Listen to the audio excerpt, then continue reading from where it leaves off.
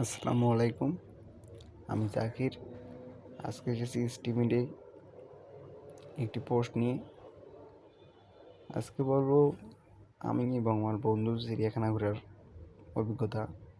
আমি আসলাম রংপুর চিড়িয়াখানায়। সেখানে অনেক প্রাণী দেখি, বাঘ, এই যে বাঘ। রংপুর চিড়িয়াখানা রংপুরের একটা ব্যস্ত শহরেই অবস্থিত।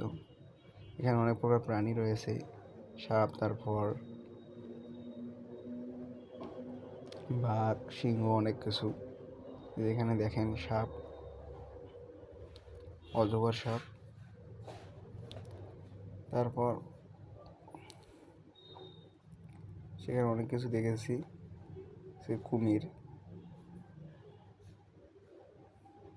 কুমির পর বিভিন্ন পাখি। সেখানে আমি দেখি বিভিন্ন অনেক পাখি, যেগুলোর নাম আমি হয়তো আগে জানতাম না।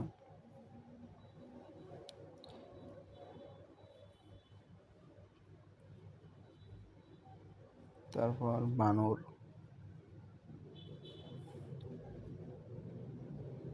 বানরের দৌড় খাওয়া, এগুলো অনেক কিছুই দেখি সেখানে।